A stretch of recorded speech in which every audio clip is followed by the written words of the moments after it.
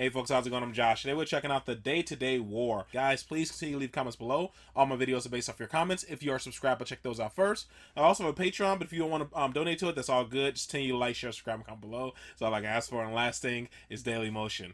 If it gets blocked, I'll put it there. I'm all twisted up today. So let's just jump into it, man. And we'll talk about it at the end. Sees God in his car. He crashes. Today's historic trade agreement between Australia and Hong Kong marks a new season of hope for the future of world trade. The two countries have been at each other's throats for years, but now the hatchet's been buried by a treaty which allows unrestricted trading between all parties at all levels. I'm joined now by Martin Crace, the British Minister with special responsibility for the Commonwealth, and Gavin Hawtrey, the Australian Foreign Secretary in Canberra. Gentlemen, this is pretty historic stuff. Well done. A future of unbridled harmony then, Australia? Yes, I think Martin Crace and I can be pretty satisfied. It's a good day.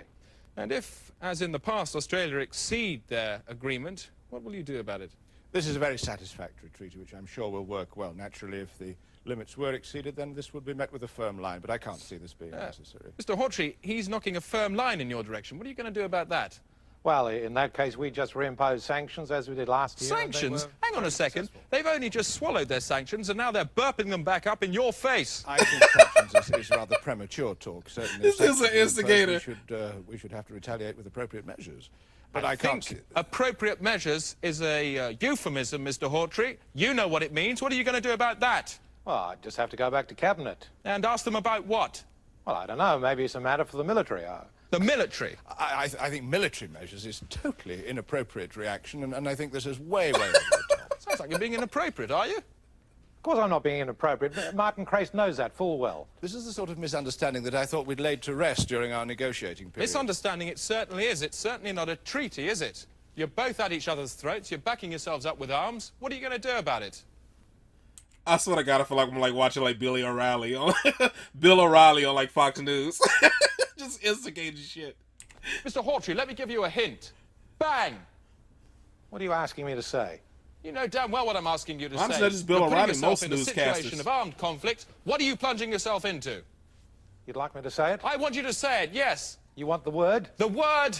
I will not flinch. You will not flinch from War. war. Gentlemen, I'll put you on hold. If fighting did break out, it will probably occur in Eastman's Town in the Upper Cataracts on the Australia-Hong Kong border. Our reporter Donald Bethlehem is there now. Donald, what's the atmosphere like? Tension here is very high, Chris. This is The ridiculous. stretched twig of peace is at melting point. People here are literally bursting with war. This is very much a country that's going to blow up in its face. Well, gentlemen, it seems you have little option now but to declare war immediately. Well, this is quite impossible. I couldn't take such a decision without referring to my superior, Chris Patton. He's in Hong Kong.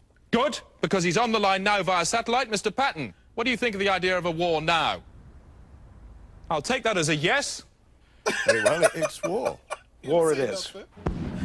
That's it, Chris. It's war. War has broken out. This is a war. That's it. Yes, it's war. That dude is too excited. From now on, the day-to-day will be easy. providing the most immediate coverage of any war ever fought.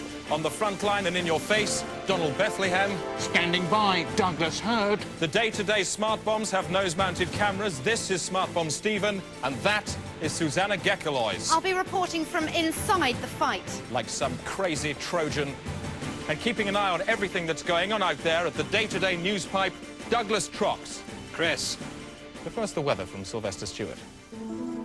And now the weather, starting in the southeast, where the sun should This is plop what through I'm after a dull start, a bit like having your hand sewn back on after a farming accident. Let's revolve the weather collar now, 70 degrees to the Midlands, where I was first bereaved. And there'll be a large cack of heavy cloud covering the area, but it should stay dry enough for you to dance outside until our Lord Beelzebub calls upon us.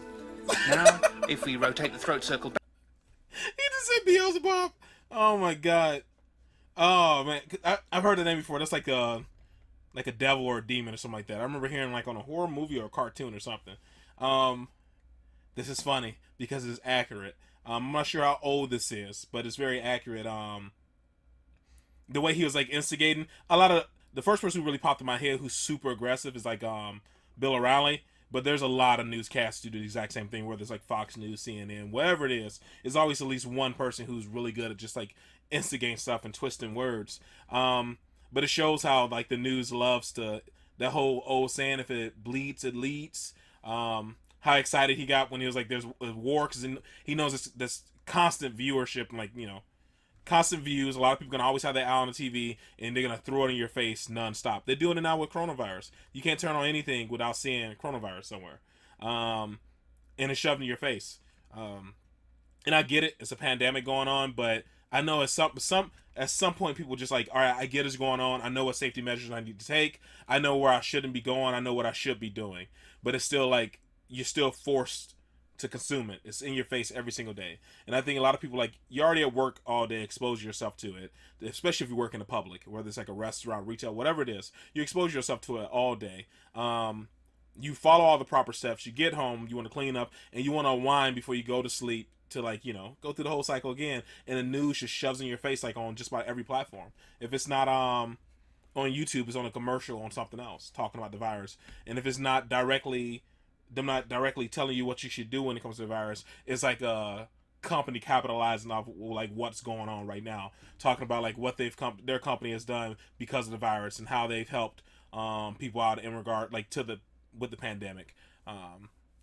Trying to get that good PR. So it's in your face nonstop, and that's what it reminded me of, man. Like, as soon as a war or anything goes on, like news, they eat it up. Broadcasters eat it up, so you know how much money they're gonna make off for constantly shoving in your face, and how many views they're gonna get.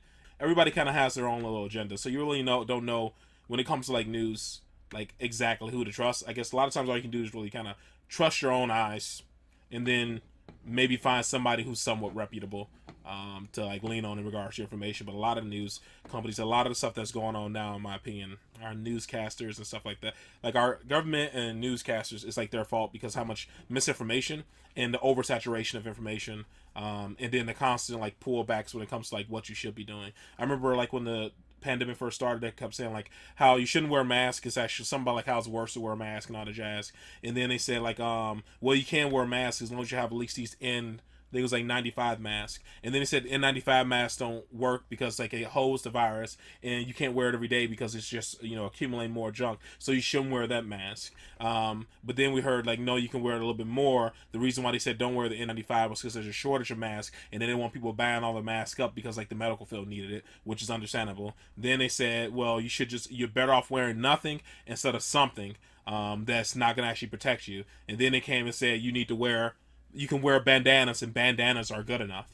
And in the medical field, they're saying you need at least N95s to work. When they ran out of N95 masks, they started telling nurses it's okay just to wrap cloth around your face. It was inconsistencies. And you kind of wonder why people don't trust newscasters and why people don't trust their government. It's because all the inconsistencies in what they say. I don't really want to go into like a tangent about this. This is just perfect. Like him talking about him instigating all the stuff.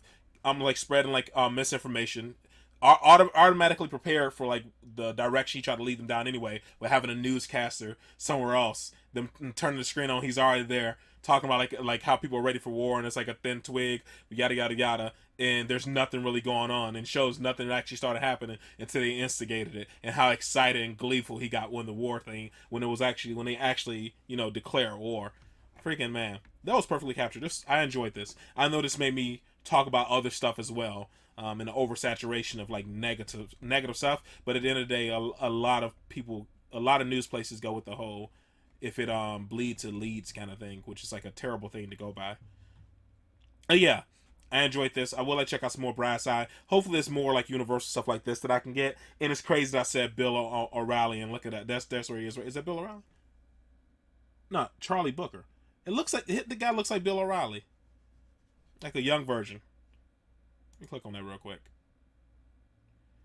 Oh, Charlie Booker on British and American news. Okay, so it's somebody probably talking about. In today's, I'm pretty sure that was Bill O'Reilly. But yeah. Don't freeze. All right, guys, that's all for this, man. Hopefully, you guys are happy, safe, and healthy, and I'll see you in the next one. Later.